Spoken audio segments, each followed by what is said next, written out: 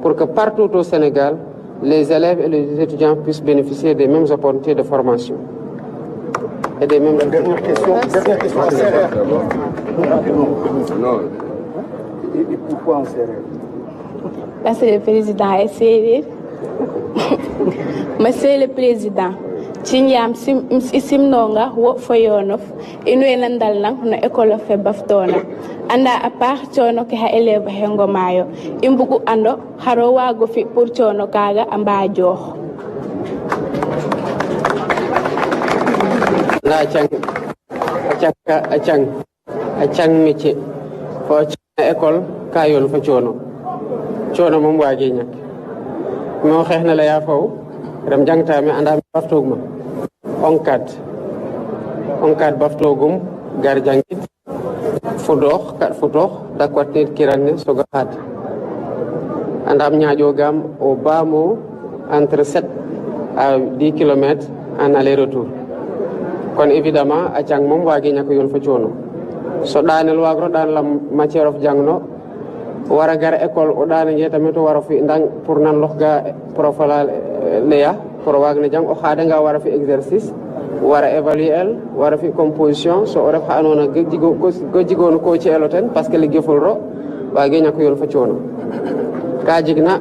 momana andona raaw sona momana andona fo nga xanu ñot no sax ñot ro parce que rago so ko commencer à liguey wara xessa après derrière évidemment contrainte la casse d'ordre familial mbag ngar ge mbagna te ref o xagar na école na warona jangit o bëgg nga fad na bibliothèque o sob bibliothèque na andona xana waga jang o bëgg nga accéder na connexion pour fi recherche pas pour ref na réseaux sociaux gëna mais pour fi recherche o waga jik connexion na waga na tax fi recherche o bëgg nga tamit examen fada nga waga fi examen normalement o bëgg nga fi formation la kas waga fi formation la kas mais fa jang wage ñak yon fa ciono so xana janga ba det na ma xatit ka no fly fatadet ma andona ma gatos wadit ka ciono profit ciono na waga wañu lam investissement o xamo jongo sonna cang reere ka o njaaj arafa nga mak a jiga beaucoup de chance tam nga ñot no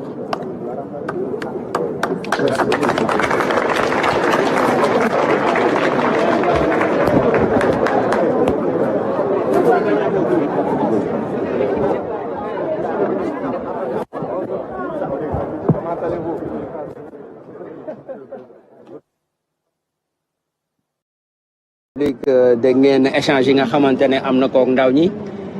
Banel déglu nga li nga xamante ne moo di laaj li ko ñenn ci ndongo yi daal di koy laaj ba noppi moom tamit mu andi ci ay tontu. waaw ndaw ñi laaj nañ ko ay laaj yu am solo li jëm ci loolu nekk na lu leen sonal wax nañ ci tam ci njàng mi xale bu jàngee ba am maîtrise ci lan la war a nekk mais mu mel ni tamit am na ku ko làkk séeréer xam naa Ibrahima après moo ko teg donc xam naa ni ndaw ñi c'était échange bu am solo la pour leur permettre aussi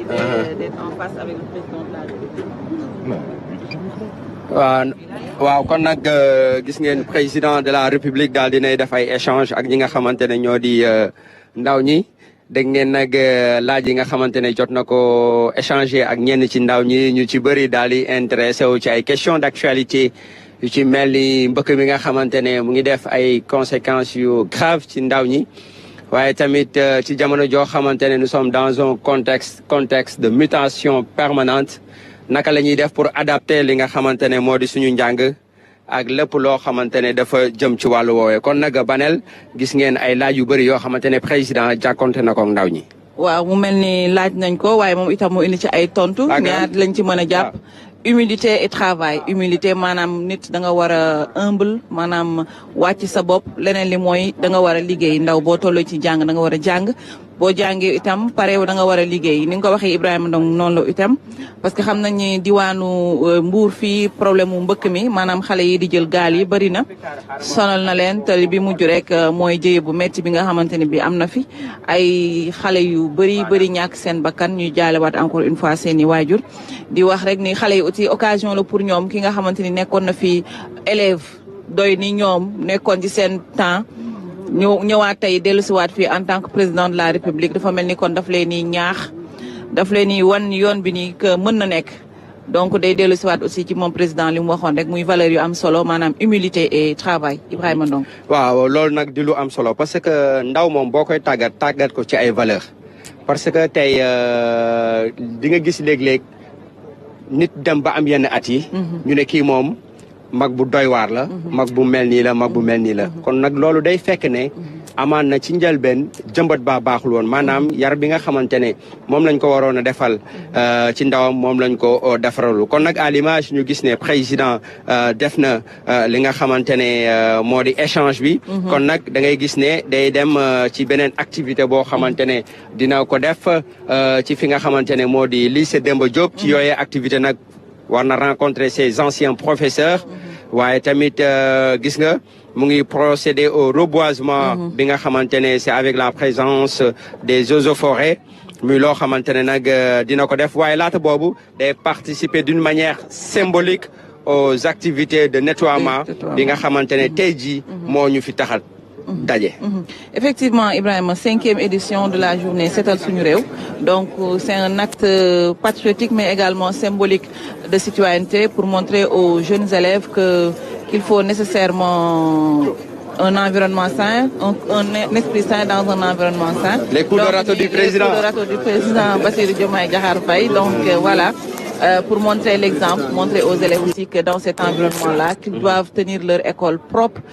pour leur permettre aussi d'avoir de très bonnes études et aussi d'avoir un esprit assez libre pour comprendre. Donc muy exemple bu am solo. C'est ça. Donc mi ngi noonu xale yi di ko tàcc di wane ni itam bëgg nañ ci li nga xamante ni njiitu réew mi ñëw na def ko fii tey. di leen wan yoon bi rek en tant que ndaw tànk yi nga xamante ni ñoom bis bu ñu màggee. tànk yooyu la ñu war a taxawee Ibrahima. Effectivement Banel, un acte symbolique qui revêt une grande importance.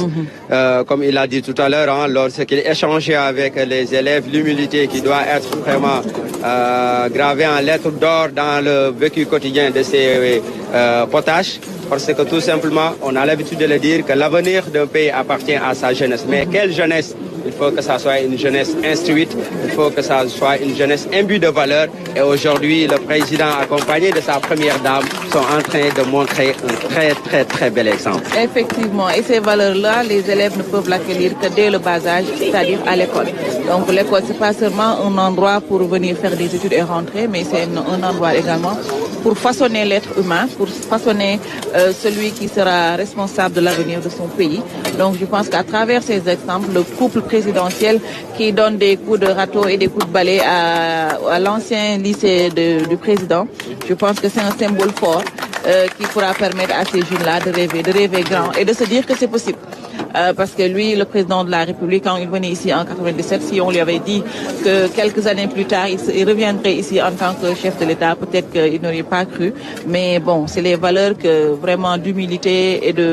qu'on lui a inculquées et de discipline que ses professeurs, ses promotionnaires ont toujours vanté, qui lui ont permis d'arriver à ce stade. Donc les élèves doivent s'inspirer de l'exemple du président de la République, Bassirou Diomaye Diakhar Faye. Effectivement, Bassirou Diomaye Diakhar Faye qui revient sur ses pas 24 ans après, près d'un quart de siècle, parce que, faut-il le rappeler, c'est en 2020 qu'il a obtenu son baccalauréat ici au lycée Demba Diop de Mbour,